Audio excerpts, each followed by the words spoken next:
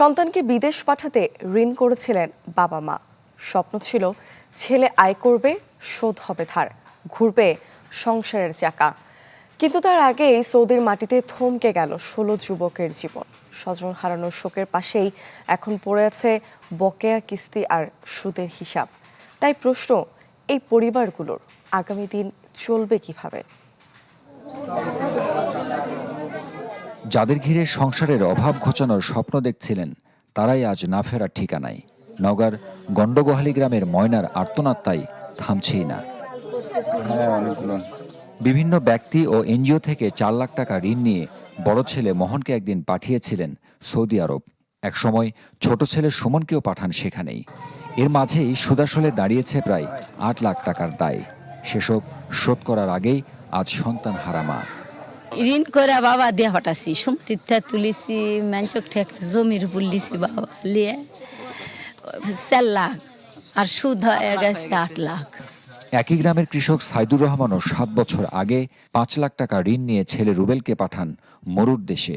Saudi আরবের কারখানায় আগুনে পুড়ে তার ছেলেও এখন পরপারে। 1 বিঘা মাটি 40,000 50,000 টাকা নিয়ে 10,000 12,000 টাকা লাভ দেওয়া লেগেছে বছরে। এইভাবে টাকা নেওয়া ছিল মোটামুটি 4-5 লাখ টাকা। এই টাকা দেওয়া, এই টাকা দিতে দিতে কিছু টাকা আগুলো বাকি আছে জমির টাকা। সৌদিতে সোফা কারখানায় প্রাণ হারানো পরিবারগুলোর গল্প অনেকটাই এমনই। স্বজন নেই, কিন্তু বিদেশ যাত্রার খরচ জোগাতে যে ধার দেনা তা এখনো রয়ে গেছে হিসাবের খাতায়। আমরা ধরালে 10 লক্ষ টাকা হয়তো করেছে, কোটাটা গেল 10 লক্ষ টাকা সুদ করতে তাদের জীবনই শেষ। ঋণ কিভাবে পরিশোধ করবে এখন? বাপও মনে করো পুঙ্গু, ওই ভাইয়েরও 1 চোখ নেই, তাই তো ছোট বাচ্চা, তাইও পুঙ্গু। স্থানীয়রা বলছেন এই অঞ্চলে সাধারণত নিম্ন আয়ের মানুষের বসবাস। সেই সুযোগে পকেট কাটে সুদ কারবারিরা। বাংলা কিউআর যেখানে নগদ পেমেন্ট সেখানে। সারা দেশে 10 লাখেরও বেশি মার্চেন্টে নগদে পেমেন্ট করুন খুব সহজে। সবাই টাকা সুদের উপর নিছে, আবার কিস্তির টাকা তুলিছে। আর গরিব ফ্যামিলি কেউ সচ্ছল না। এমনকি চক্রবৃদ্ধি সুদও তারা আদায় করে। এতে দরিদ্র লোকগুলো যে আশায় তারা বিদেশ যায়, লাভবান খুব কমই হতে পারে। সুদ টানতে টানতে তাদের জীবন অধিকাংশ সময় কেটে যায়।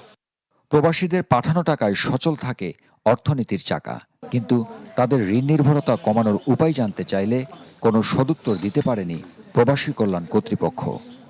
ম্যানপাওয়ার যাওয়ার বিষয়ে এই বিষয়গুলো আমি আসলে অজ্ঞ।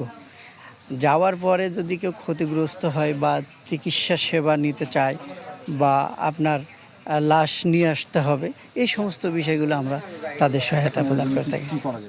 গত 9 আগস্ট সৌদি আরবের রিয়াদে সোফা কারখানায় আগুনে নিভে যায় 16 বাংলাদেশির প্রাণ। হারুন রশিদ চৌধুরী, চ্যানেল 24, নওগাঁ।